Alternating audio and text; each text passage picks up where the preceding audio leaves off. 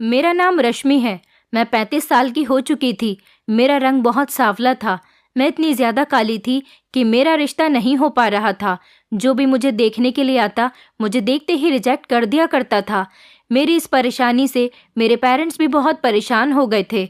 मेरे माता पिता चाहते थे कि वो मेरे लिए कोई कुंवारा लड़का देखें, लेकिन मेरा रंग रूप देखते हुए मेरे लिए 4-5 बच्चों के बाप का ही रिश्ता आता, या फिर किसी तलाकशुदा इंसान का रिश्ता आता, या फिर किसी बूढ़े आदमी का रिश्ता आता था। ऐसे इंसान से मेरे माता पिता मेरी शादी नहीं करवाना चाहते थे। उनका कहना था कि बेटी हमारे लिए बोझ नहीं है, उसके लिए जब अच्छा रिश्ता मुनासिब होगा तब हम अपनी बेटी की शादी कर देंगे। लेकिन इधर मेरी उम्र निकलती चली जा रही थी और मेरे चेहरे से मेरी उम्र साफ साफ पता चलने लगी थी। अब लोगों ने मेरे माता पिता को यही समझाया कि बेटी की शादी जैसे भी हाल में हो रही है कर दो। आपकी बेटी की शादी की उम्र निकलती जा रही है, आने वाले टाइम में आपको इस तरह के भी रिश्ते नहीं मिलेंगे। यही सोचते हुए मेरे पेरेंट्स ने एक ऐसे इंसान का रिश्ता एक्सेप्ट कर लिया जिसकी जवान 2 बेटियां और एक बेटा भी था। मेरे पिताजी बहुत ही सीधे आदमी थे। एक आदमी ने उनको मेरे इस रिश्ते के बारे में बताया था। अब मेरे पेरेंट्स को यही फिक्र लगी रहती थी कि कहीं आने वाले टाइम में हमारी बेटी के लिए और भी ज़्यादा बुरे बुरे रिश्ते ना आने लगे। जिसने मेरा रिश्ता बताया था वो मेरे पिताजी का कोई जानने वाला था। उसने लड़के की फ़ोटो मेरे पिताजी को दिखाई तो मेरे पिताजी ने देखते ही उस लड़के को पसंद कर लिया था, क्योंकि लड़का देखने में गोरा चिट्टा और स्मार्ट था और उसे देखकर कहीं से भी नहीं लग रहा था कि वो 3 जवान बच्चों का बाप है। फिलहाल मेरे पिताजी ने हमारी तरफ से तो रिश्ते के लिए हाँ कर दी थी। अब मेरा फ़ोटो भी लड़के वालों के घर पर भेज दिया गया था। लड़के वालों ने भी मुझे पसंद कर लिया।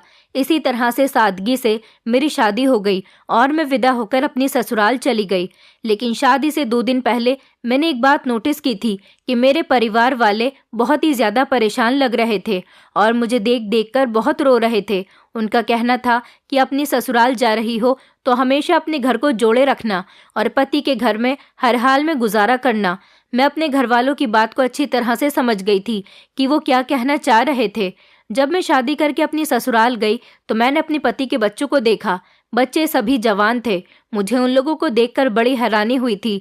दोनों लड़कियां बहुत खूबसूरत थीं और लड़का बड़े अजीब टाइप का था। उसने अपने एक कान में कुंडल पहना हुआ था, जैसे गुंडे लड़के पहनते हैं। मुझे लगा कि शायद आजकल ये फैशन चल रहा होगा।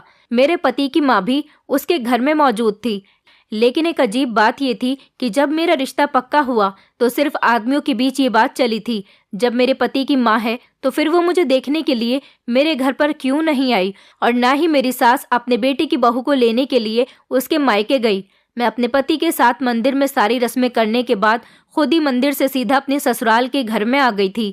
मेरी सास भी देखने में बहुत खतरनाक लग रही थी। ऐसा लग रहा था कि ये जैसे बहुत खतरनाक औरत है और आने वाले टाइम में ये मेरा जीना दुश्वार कर देगी। मुझे मेरे कमरे में भेज दिया गया। वहाँ पर मेरा पति आया और मुझसे अच्छे तरीके से बात करने लगा। मुझे अपना पति देखते ही पसंद आ गया था, इसलिए मैंने दूसरों की तरफ ध्यान नहीं दिया और यही बात सोची कि मेरा पति तो अच्छा है, इसलिए मुझे दूसरे से कोई मतलब नहीं रखना चाहिए। मैं इस बात से बड़ी हैरान थी कि मेरे पति की उम्र ही लगभग 50 साल होगी, लेकिन उनके सारे जवान बच्चे जिनकी उम्र 25 से 30 साल थी। ऐसा मुमकिन हो ही नहीं सकता। मैं यहाँ आने के बाद बहुत कंफ्यूज हो रही थी और मेरा दिमाग चारों तरफ दौड़ रहा था।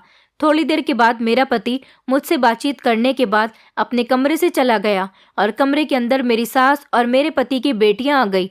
मुझे ये देखकर बड़ी हैरानी हुई थी कि मेरे पति की दोनों बेटियां अभी कुंवारी थी। वो मुझे मम्मी कहकर पुकारने लगी। मुझे बहुत अजीब सा लगा था। उसके बाद मेरी सास कहने लगी, चलो लड़कियों, तुम कमरे से बाहर निकलो, मुझे बहू से कुछ बात करनी है।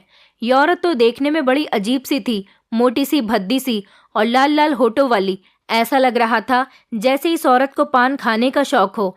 वो मुझसे कहने लगी, बेटी, इस घर में तुम्हें कभी किसी चीज की परेशानी नहीं होगी। तुम इन बच्चों को देख रही हो, इनको माँ का साया चाहिए था।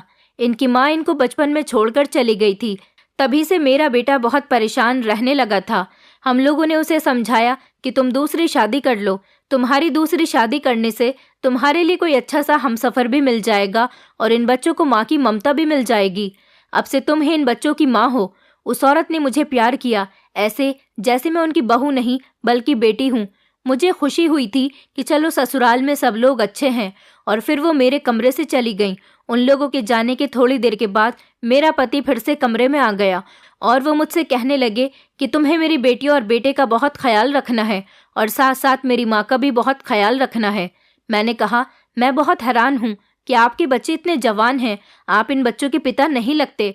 वो मेरी ये बात सुनकर हंसने लगे और कहने लगे कि तुम ही नहीं बल्कि ये सवाल काफ़ी सारे लोग मुझसे करते हैं क्योंकि मैं इतना जवान जो हूँ। मेरे पति बहुत मुस्कुरा रहे थे। उनको देखकर मैं भी खुश हो गई। फिर उन्होंने मुझे बताया कि वो शुरू से ही अपना बहुत ख्याल रखते हैं और वो जिम भी करते हैं।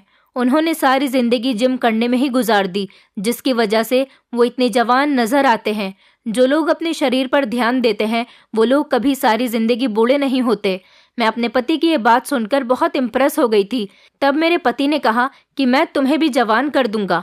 वक्त के साथ साथ तुम बूढ़ी होने के बजाय और भी ज़्यादा खूबसूरत होती जाओगी। मैंने अपने पति से कहा कि मैं कैसे खूबसूरत हो सकती हूँ, कहाँ मैं काली सांवली सी और कहाँ आप गोरे चिट्टे से। मेरे पति ने कहा, ऐसी बातें मत करो, तुम मुझे बहुत पसंद आ गई हो। गोरे काले से क्या होता है, इंसान की सीरत अच्छी होनी चाहिए। मैं उनकी इतनी प्यारी बातें सुनकर बहुत खुश हो गई थी। मेरे पति की बेटियां भी बहुत खूबसूरत थीं। मेरे पति सच में बहुत ज़्यादा नौजवान लगते थे, पर बूढ़े इंसान में कोई ना कोई बीमारी तो ज़रूर होती है, कोई ना कोई ऐसी परेशानी होती है कि जिससे उसकी उम्र की पहचान हो जाती है। लेकिन मेरा पति तो बिल्कुल ही जवान दिखता था, वो बहुत एक्टिव था। मेरे पति की ये दूसरी शादी है तो फिर वो अपनी पहली शादी पर कितना खूबसूरत और कम उम्र का होगा। फिलहाल मैंने इस बात को इग्नोर कर दिया था। अब मुझे अपने ससुराल पर ध्यान देना था। वो एक सपनों भरी रात थी जो मैंने गुजारी थी। सुबह हुई तो दरवाजे पर दस्तक होने लगी। मैंने जाकर दरवाज़ा खोला तो मेरी सास सामने खड़ी हुई थी। उनके हाथ में एक बड़ी सी ट्रे थी और वो मेरे लिए कमरे में नाश्ता लेकर आई थी। मैंने कहा कि आपको परेशान होने की क्या ज़रूरत थी, फ्रेश होने के बाद मैं खुद आ जाती किचन में नाश्ता बनाने के लिए। मेरी सास कहने लगी, अरे नहीं नहीं बहू, नई नई बहू से इतनी जल्दी किचन का काम करवाना अच्छा नहीं लगता। मेरे पति भी सोकर उठ गए थे और हम दोनों ने साथ बैठकर नाश्ता किया। मैंने अपने पति से कहा कि आज हमारी शादी का पहला दिन है, आज हम लोग कहीं घूमने चलते हैं। मेरे पति ने कहा, बताओ कहाँ जाओगी? मैंने कहा कि मैं अपने मायके जाना चाहती हूँ। मेरे पति ने कहा, शायद तुम्हें ये बात पता नहीं है, तुम्हें तुम्हारे माता पिता ने ये बात नहीं बताई कि तुम अपने मायके में किसी से भी नहीं मिल सकती। ये बात सुनकर मैं हैरान हो गई थी। मुझे लगा कि वो शायद मजाक कर रहे हैं। मैंने कहा, ऐसा नहीं हो सकता। मेरे पति कहने लगे कि ऐसा ही है, अब तुम्हारी शादी यहाँ हो गई, इसलिए तुम अपने किसी भी रिश्तेदार या अपने मायके वालों से कोई कांटेक्ट नहीं रखोगी। अब मैं समझ गई थी, यही वजह है कि जो मेरे घर के सारे लोग शादी से कुछ दिनों पहले बहुत परेशान नजर आ रहे थे और मुझे देख देख कर बहुत रो रहे थे। मेरी विदाई पर भी मेरा पूरा परिवार बहुत रो रहा था और तभी वो बातों बातों में मुझे ये बताने की कोशिश कर रहे थे कि अब तुम्हारे साथ सारे रिश्ते ख़त्म हो गए। मेरी ये समझ में ही नहीं आ रहा था कि क्या ऐसा करने की ये शर्त मेरे माता पिता की थी या फिर मेरे अपने पति की। जब मैंने अपने पति से ये सवाल किया तो उन्होंने कहा कि मैंने इसी शर्त पर तुमसे शादी की है क्योंकि तुम्हारी कहीं शादी भी नहीं हो रही थी और तुम्हारे घर वालों ने आसानी से खुशी खुशी मेरी ये शर्त एक्सेप्ट भी कर ली थी। ये बात सुनकर मेरे दिल को बहुत ठेस पहुंची थी। लेकिन फिर थोड़ी देर के बाद मेरे पति के मोबाइल पर किसी की कॉल आने लगी। वो किसी से फ़ोन पर बात करते हुए कह रहे थे कि रिश्ता तय होने पर हमारी ये शर्त पहले से ही पक्की हो गई थी। मेरे पति फ़ोन पर बहुत बहस कर रहे थे। मैं समझ गई थी कि ये कॉल ज़रूर मेरे घर से ही आई होगी। मैं अपने पति के आगे खड़ी हो गई और कहने लगी कि प्लीज़ एक बार मेरी बात करवा दो। मेरे पति ने मेरी तरफ देखते हुए कॉल पर कहा कि आज के बाद मेरे मोबाइल पर किसी की कॉल नहीं आनी चाहिए। अगर फ़ोन किया तो आपकी बेटी को तलाक देकर आपके घर वापस भेज दूंगा। ये कहकर उन्होंने कॉल काट दी। मैंने कहा, आपने ऐसा क्यों किया? मैं मिलने नहीं जा सकती पर एक बार फ़ोन पर बात तो कर सकती थी। मेरे पति ने कहा, तुम्हारे घर वाले भी मुझसे यही बात कह रहे थे, लेकिन हमारी शर्त ये थी कि शादी के बाद तुम अपने घर वालों से या अपने किसी रिश्तेदार से भी किसी तरह का कोई कांटेक्ट नहीं रखोगी। फिर अब तुम्हारे माता पिता इस बात को भूल कैसे गए? उन्हें अब मेरे इनकार करने पर कोई एतराज़ नहीं होना चाहिए। अगर वो लोग अपनी बेटी को खुश देखना चाहते हैं तो फिर खामोश रहें और तुमसे बात करने की कोई कोशिश न करें, यही उनके लिए बेहतर होगा। अपने पति का ऐसा रूप देखकर मैं बहुत ज़्यादा डर गई थी। मेरे पति ने कहा कि इस घर में मेरी माँ है, मेरी बेटियां हैं और एक बेटा है। तुम उन सब के साथ रहो और उनका ख्याल रखो, यही तुम्हारा कर्तव्य है। मैंने कहा, जो एक पत्नी का फर्ज होता है मैं वो सब कुछ करके दिखाऊंगी, लेकिन एक बेटी को अपने माता पिता से अलग ही लगाव होता है, कोई उनकी जगह नहीं ले सकता। आप प्लीज़ एक बार मेरे माता पिता से मेरी फ़ोन पर बात करवा दो। मैं आपका ये एहसान ज़िंदगी भर नहीं भूलूंगी और आज के बाद कभी उनसे बात करने की ज़िद भी नहीं करूंगी। आपने उनसे इस तरह से बात की, उन लोगों को कितना बुरा लगा होगा। मेरे पति ने मेरी कोई बात नहीं सुनी और मैं रोती हुई खामोशी से कमरे के अंदर आ गई। रो रो कर मेरा बुरा हाल हो गया था। पहले ही दिन मेरे साथ ऐसा किया तो आगे मेरे साथ ये लोग क्या करेंगे। फिर थोड़ी देर के बाद मेरा पति कुछ सोचता समझता हुआ कमरे के अंदर आया और मुझे चुप करवाने लगा। कहने लगा कि तुम परेशान मत हो, मैं तुम्हारे पेरेंट्स से तुम्हारी बात करवा दूंगा, बल्कि तुम्हारी मुलाकात करवा दूंगा, लेकिन अभी नहीं, सही समय आने पर। जब सही समय आ जाएगा तो मैं तुम्हें उनसे मिलवाने के लिए ले जाऊंगा। मैंने अपने पति से कहा कि लेकिन ऐसा कब होगा? तो उन्होंने कहा, मैंने कहा ना कि जब सही समय होगा तो मैं तुम्हें खुद लेकर जाऊंगा। बस तुम मेरे परिवार के सदस्यों का ख्याल रखो, मुझे किसी काम से बाहर जाना है, बहुत ज़रूरी काम है। मेरे पति ये कहकर घर से चले गए थे और मेरी सास मेरे पास आकर बैठ गई थी, जैसे वो मुझसे कुछ बातें करने के लिए मेरे पास बैठना चाह रही हूँ। मेरी सास ने मुझे बातें करने में बिजी कर लिया। फिर कुछ देर के बाद वो मेरे पति की बड़ी बेटी से कहने लगी, जाओ, तुम्हारी मम्मी ने रो रो कर अपना बुरा हाल कर लिया, इसके सर में दर्द हो गया होगा, इसके लिए एक कप चाय बना दो। मेरे पति की बड़ी बेटी किचन में चाय बनाने के लिए चली गई थी, उसके पीछे दूसरी बेटी भी चली गई थी। मैंने बहुत मना भी किया था कि अभी मैंने नाश्ता किया है, अभी मेरा चाय पीने का मूड नहीं, लेकिन उन्होंने ज़बरदस्ती मेरे लिए चाय बनवा ली और वो चाय का कप मुझे देकर कहने लगी, लो ये चाय पी लो। मैं उनसे बहुत मना कर रही थी क्योंकि मेरा कुछ भी खाने पीने को मन नहीं कर रहा था, तो फिर मैं बेवजह चाय क्यों पीऊँ। फिर मैंने सोचा कि आज मेरा ससुराल में पहला दिन है, मैं नहीं चाहती कि मेरे ससुराल वाले पहले ही दिन मुझसे नाराज़ हो जाएं, इसलिए उनकी ज़्यादा जिद करने की खातिर मैंने चाय का कप अपने हाथ में ले लिया था। लेकिन जैसे ही मैंने चाय के कप से अपने होंठ लगाए, मुझे चाय के अंदर से कड़वी कड़वी सी बदबू आने लगी। ऐसा लगा जैसे वो ख़राब दूध की बनी हुई चाय हो। मैंने कहा, चाय के अंदर से कैसी अजीब सी बदबू आ रही है? तो मेरी सास कहने लगी, नहीं बेटी, हम तुम्हें ख़राब दूध की चाय कैसे पिला सकते हैं? हो सकता है कि शायद फ्रिज में दूध किसी ने खुला हुआ छोड़ दिया हो और दूध के अंदर फ्रिज के किसी खाने पीने की चीज़ की बदबू बैठ गई हो। तभी मेरे पति की छोटी बेटी आ गई और कहने लगी, अगर आप हमसे प्यार करती होती तो आपको इस चाय से बदबू नहीं बल्कि खुशबू आने लगती। हमारे घर की चाय तो सारे मोहल्ले में फेमस है। मोहल्ले का कोई भी हमारे घर में आकर हमारे घर की बनी हुई चाय पीता है तो बहुत तारीफ करता है, और आप कह रही हो कि इस चाय के अंदर से बदबू आ रही है। मैं मजबूरन वो चाय पीने लगी थी। चाय पीने में तो अच्छी थी, मगर उसमें से किसी दवाई की बदबू आ रही थी। वो सब लोग मुझे चाय पीता हुआ गौर से देखने लगे, जैसे मैं कोई चाय नहीं बल्कि दवाई पी रही हूँ। चाय का कप पूरा फिनिश करते ही उन सब ने मेरी तरफ इस तरह से देखा जैसे मेरे साथ कोई बड़ी प्रॉब्लम होने वाली हो। फिर वो सब मेरे कमरे से चली गईं और मेरा सर अचानक भारी भारी सा होने लगा। मैं अपने पति की बड़ी बेटी को आवाज़ लगाने लगी, जिसका नाम संध्या था। मुझे पता था कि उसने मेरी आवाज़ सुन ली है, लेकिन फिर भी मेरी आवाज़ सुनने के बाद भी वो मेरे करीब नहीं आई। मुझे ऐसा लग रहा था जैसे पूरा कमरा गोल गोल घूम रहा है, और बस मैं बेड पर लेट गई। लेटने के बाद मेरी आंखें बंद हो गईं। उसके बाद मुझे नहीं पता चला कि मेरे साथ क्या हुआ। फिर मेरी आंख तब खुली जब रात के 9 बज रहे थे। मैंने देखा कि कमरे में कोई भी हलचल नहीं थी, कमरे की लाइट भी बंद थी, बिल्कुल अजीब सी खामोशी छाई हुई थी। लेकिन जैसे ही मैंने बेड से ज़मीन पर कदम रखा, अचानक मुझे कमज़ोरी महसूस होने लगी। मुझे चक्कर से आने लगे और मेरे पेट में दर्द महसूस होने लगा। न जाने ये सब कुछ मेरे साथ क्यों हो रहा था। मैंने सोचने की कोशिश की तो मेरा ध्यान गया कि मैंने सुबह के 10 बजे चाय पी थी और उसके बाद ही मैं सो गई थी और अब मेरी आंख खुली थी। आखिर ऐसा कैसे हो सकता था? मैं इतनी देर तक कैसे सो सकती थी? इसका मतलब ये था कि मैंने आज अपनी ससुराल का पहला दिन सोते सोते ही गुजार दिया था। मैं अपने कमरे से बाहर निकली तो पूरे घर की लाइट बंद थी। मैं टॉर्च की रोशनी से लाइट का बटन ढूंढने की कोशिश कर रही थी। तभी अचानक किसी ने मुझे खींचकर दूसरे कमरे के अंदर धकेल दिया। मुझे बहुत डर लगा, लेकिन जाहिर सी बात है मेरे पति का घर था, मुझे डरना तो नहीं चाहिए था। मैंने चिल्लाने की कोशिश की, पर जिस इंसान ने मुझे दबोचा हुआ था उसने मेरे मुंह पर हाथ रख दिया। फिर मैं काफी देर वहीं पर रही। मुझे कुछ भी समझ में नहीं आ रहा था कि ये कौन है जो मुझे इस तरह से दबोचे हुए है। उसके हाथों के एहसास से ऐसा महसूस हो रहा था जैसे ये हाथ मर्द के हैं। मैं पहचान सकती थी कि ये हाथ मेरे पति के नहीं थे।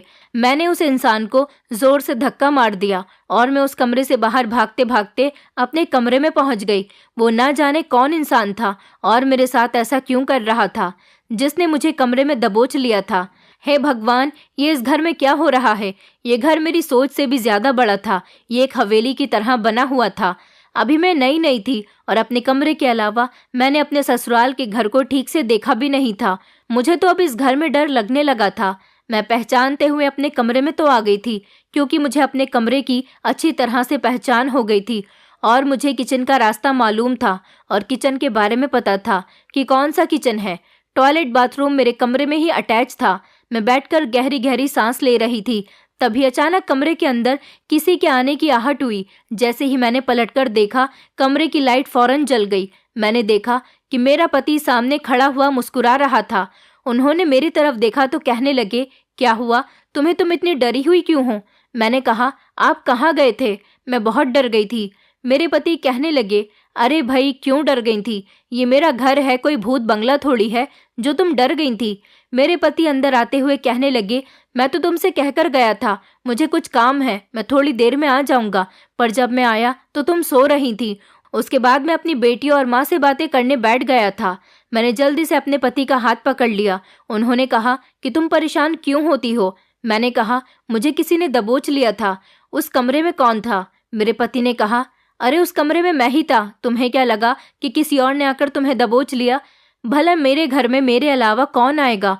ये पूरा घर मेरा है। इस घर में मेरी बेटियां रहती हैं, मेरी माँ रहती है और मेरा बेटा रहता है। मेरा बेटा सारा दिन नौकरी पर रहता है, सिर्फ रात को ही सोने के लिए घर पर आता है, और वो भी 11 बजे से पहले वो कभी नहीं आता। और अभी तो 10:30 बज रहे हैं। तो फिर मैं ही था जिसने तुम्हें दबोचा था। मैंने कहा, अगर आप थे तो आपने मुझे बताया क्यों नहीं? आपको पता है ना कि मैं कितना डर गई थी। ये बात सुनकर मेरे पति जोर जोर से हंसने लगे। वो कहने लगे, मैं तुम्हें डरा रहा था।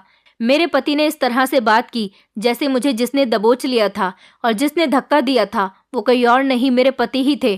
फिलहाल मैंने उनकी बात पर यकीन कर लिया था और मैं बेफिक्र हो गई थी कि चलो ये मजाक मेरे पति ने ही मेरे साथ किया था।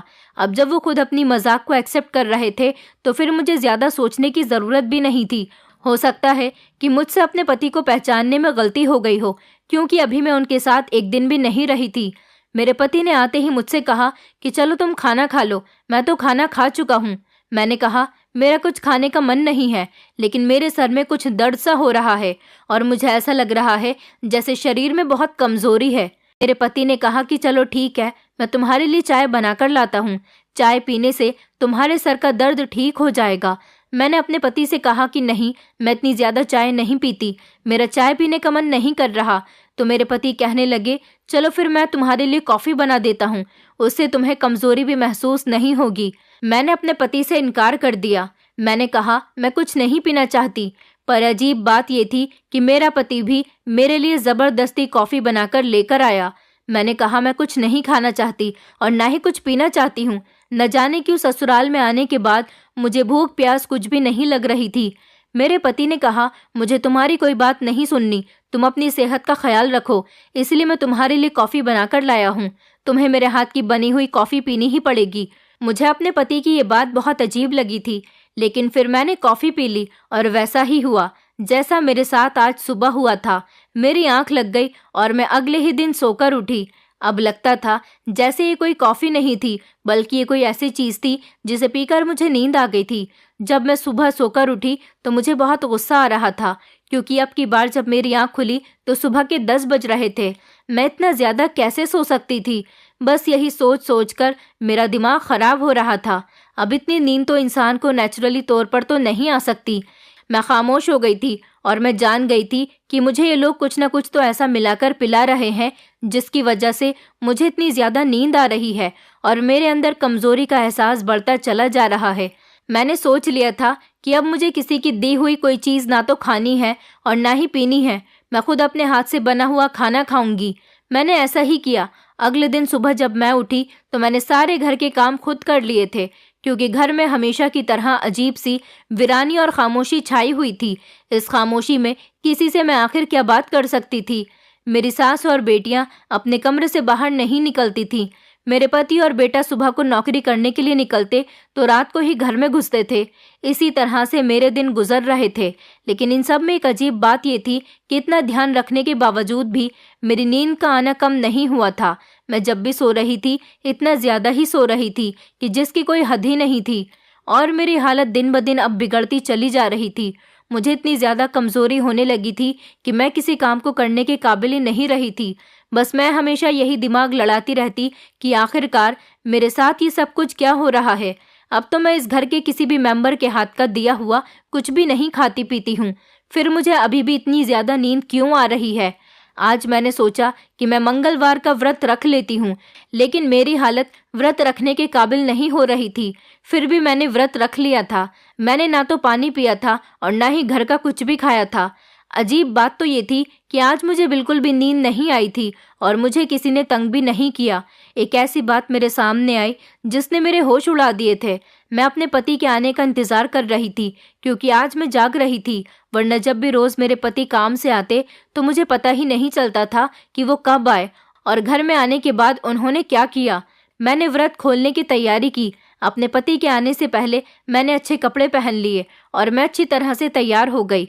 मैं बिल्कुल रेडी होकर दरवाजे के पास ही खड़ी अपने पति का इंतजार कर रही थी। तभी अचानक से मुझे किसी काम की याद आ गई और मैं वापस अपने कमरे में आ गई। इतनी ही देर में मेरे पति घर के दरवाजे से अंदर दाखिल हुए और अंदर आते ही उनकी दोनों बेटियां और माँ ने उनको घेर लिया और उन्हें दूसरे कमरे में ले गईं। मैं हैरान थी कि वो मुझसे बात करने के बजाय अपनी बेटियों के कमरे में क्यों चले गए थे। मैं उनकी बेटियों के कमरे के दरवाजे के पास जाकर खड़ी हो गई। कमरे के अंदर मेरे पति अपनी बेटियों और माँ के साथ मौजूद थे। मैंने दरवाजे को जोर जोर से बजाना शुरू कर दिया था, पर दरवाजा नहीं खुला। कुछ देर तक मैं जब ऐसे ही दरवाजा बजाती रही तो मेरा पति गुस्से से दरवाजा खोलता हुआ कमरे से बाहर निकला। उनकी आंखों में मुझे गुस्सा साफ नजर आ रहा था। वो मुझे देखते ही कहने लगे, पागल हो गई हो क्या? इतनी जोर जोर से दरवाजा क्यों बजा रही हो? मैंने तुम्हें मना किया था ना कि तुम अपने कमरे से ज्यादा बाहर मत निकला करो। तुम यहाँ पर क्या कर रही हो? मैंने अपने पति से कहा, ये घर मेरा भी तो है, मैं इस घर के कमरे के अंदर ही क्यों रहूं? मेरे पति कहने लगे, बकवास बंद करो और अपने कमरे में जाओ। मैंने कहा, मुझे भी आप लोगों के साथ कमरे में बैठकर बातें करनी है। मेरे पति ने कहा, ये कमरा मेरी बेटियों का है और इस टाइम मैं अपनी माँ और बेटियों के साथ बातें करता हूँ। उन्होंने मुझे धक्का मारते हुए कहा कि जाओ अपने कमरे में, जब तुमसे बात करने का टाइम आएगा तो तुमसे बात करने तुम्हारे कमरे में चला आऊंगा।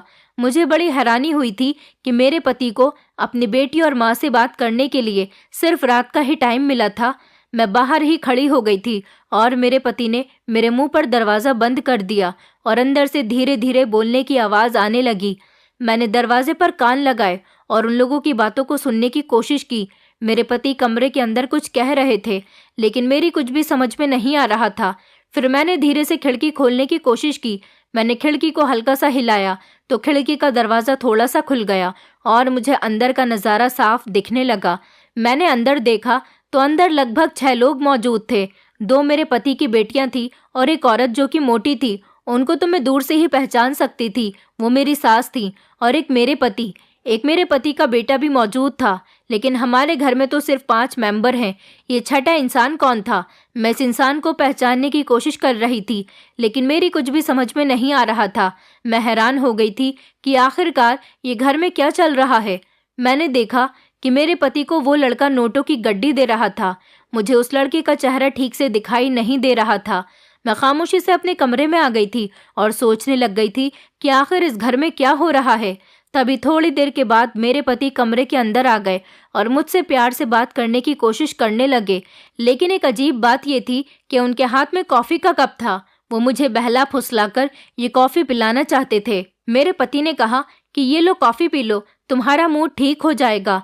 मैंने कहा, मुझे नहीं पीनी है। मेरे पति मेरा हाथ पकड़ते हुए कहने लगे कि मुझे माफ़ कर दो, मैंने तुमसे इस तरह से बिहेव किया। वो आज मुझे काम का स्ट्रेस कुछ ज़्यादा ही हो रहा था, इसलिए मैंने अपना गुस्सा तुम पर निकाल दिया। मैंने अपने पति को ये नहीं बताया कि मैंने कमरे के अंदर जो कुछ हो रहा था वो सब कुछ देख लिया था। मैं खामोशी से ही बैठी रही, लेकिन मेरे पति मुझे कॉफ़ी पिलाने के लिए ज़बरदस्ती करने लगे। मैंने अपने पति से गुस्से से कहा, आखिर इस कॉफ़ी और चाय का क्या मैटर है?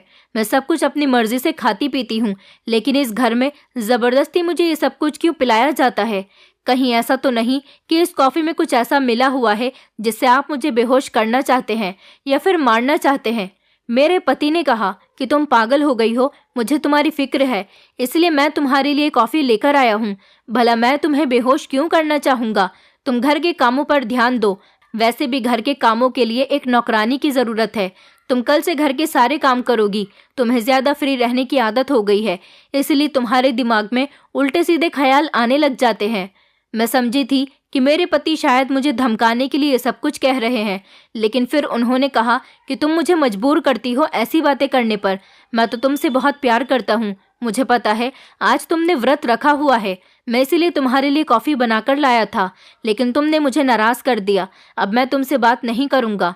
अपने पति की इतनी प्यारी बात सुनकर मेरा दिल नरम हो गया था और मैंने उनके हाथ से कॉफ़ी का कप ले लिया और कहा कि आप परेशान मत हो, मैं ये कॉफ़ी पी लेती हूँ।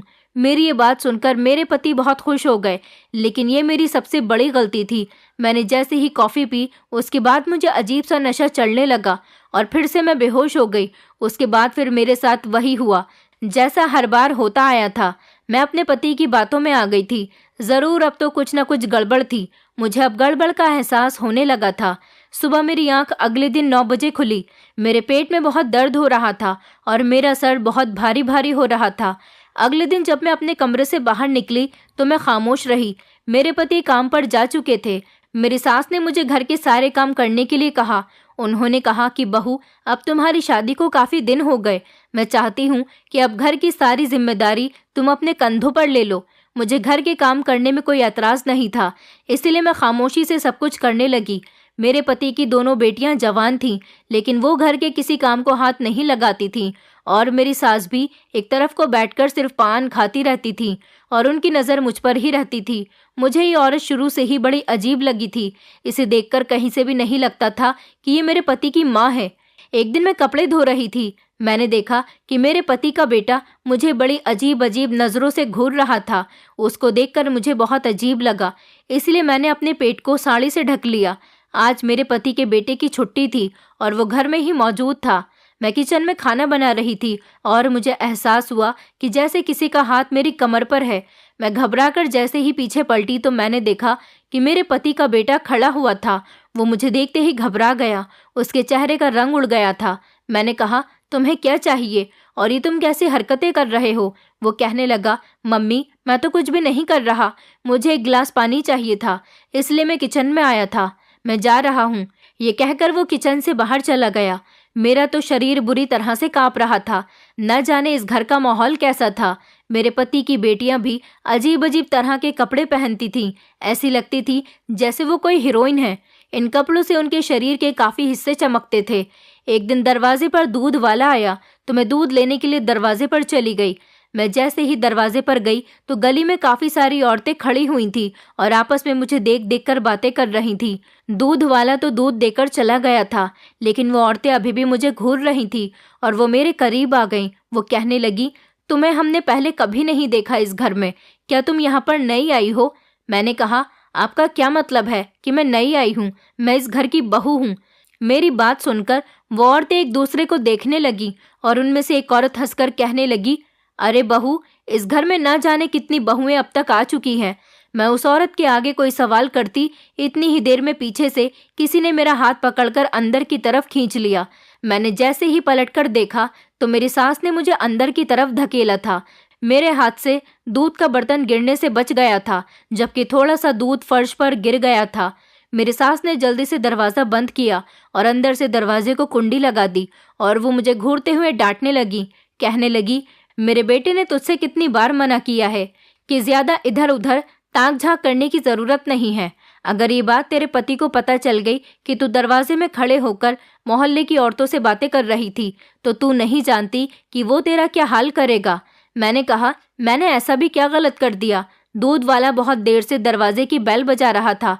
किसी को आवाज़ ही नहीं आ रही थी, इसलिए मैं दूध का बर्तन लेकर दूध लेने के लिए आ गई। और आप ये किस तरह से मुझसे बात कर रही हो? मैंने कोई पाप तो नहीं कर दिया मोहल्ले की औरतों से बातें करके?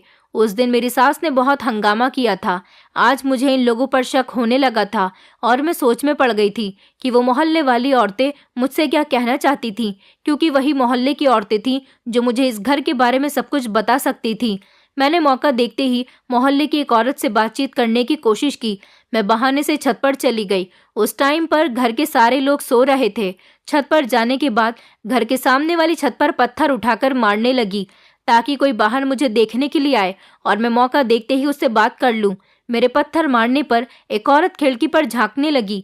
मैंने तभी उसे आवाज लगा ली और बहाने से उस औरत को छत पर बुलाया। वो औरत अपनी छत पर आ गई। हमारे घर की छत और उस सामने वाले घर की छत आमने सामने ही थी, क्योंकि हमारे घर भी आमने सामने थे। मैंने उस औरत से कहा कि आज तुम गली में खड़ी हुई मेरे बारे में कुछ बातें कर रही थी और मुझे कुछ बताने की कोशिश कर रही थी। मैं इस घर के बारे में सब कुछ जानना चाहती हूँ, प्लीज़ मुझे बता दो। मैं यहाँ रहते हुए बहुत परेशान हूँ। उस औरत ने कहा कि हाँ, मैं तुम्हें सब कुछ बता दूंगी, लेकिन इस मामले में मेरा नाम नहीं आना चाहिए। मैंने कहा ठीक है, कोई तुम्हारा नाम नहीं लेगा। उस औरत ने बताया कि जिस घर में तुम रहती हो ये घर कोई घर नहीं है और इसमें रहने वाला आदमी तुम्हारा पति नहीं है, बल्कि ये लोग आपस में परिवार के सदस्य ही नहीं है। ये घर एक कोठा है। इसमें जो औरत रहती है वो एक बाई है और जो दो जवान लड़कियां रहती हैं वो इस घर में लड़कियों को बहला फुसलाकर लाती हैं। और जो तुम्हारा पति है उसका भी यही काम है। वो लड़कियों से या तो शादी के बहाने से उन्हें यहाँ पर लेकर आता है या फिर उनको किडनैप करके यहाँ लेकर आता है। और अब की बार तुम यहाँ पर आई हो। हम कई बार इन लोगों के खिलाफ केस कर चुके हैं, लेकिन ये लोग हर बार पुलिस को ज्यादा पैसे देकर भगा देते हैं और मोहल्ले में रहने वाले लोगों को किसी न किसी बात पर तंग करते हैं। मैंने कहा इस घर में जो लड़का रहता है वो कौन है? उस औरत ने बताया कि इस घर में जो लड़का है वो तुम्हारे पति का बेटा नहीं है, बल्कि वो बाई का बेटा है। उसका ये काम है कि वो लड़कियों पर नजर रखता है। जो लड़की इस घर में रहती है कि कहीं वो भाग न जाए। यहाँ पर हर एक महीने में एक लड़की को बहाने से लाया जाता है। मैंने कहा अच्छा, यहाँ पर लड़कियों को लाने के बाद उनके साथ क्या किया जाता है? तो उस औरत ने बताया कि तुम बिल्कुल पागल हो, तुम्हें नहीं पता कि तुम्हारे साथ क्या हो रहा है? मैंने कहा मुझे नहीं पता। उसने कहा कि यहाँ पर जो भी लड़की आती है उसके शरीर को बेचा जाता है। ये सुनकर तो मेरे पैरों तले से जमीन निकल गई थी। और उस औरत ने बताया कि ये लोग बहुत खतरनाक लोग हैं। ये लोगों के सामने सीधे बनते हैं, लेकिन इनकी हकीकत हम लोग जान चुके हैं, क्योंकि इस मोहल्ले में रहते हैं। यहाँ जो लड़की आती है उसे किसी न किसी तरीके से बेहोश कर दिया जाता है और रात को उसकी कीमत लगा दी जाती है। वो लड़की जब तक बेहोश रहती है उसे कुछ पता ही नहीं चलता कि उसके साथ रात भर किसी दरिंदे ने उसकी इज्जत के साथ खेला है। मेरे तो पसीने छूटने लगे थे।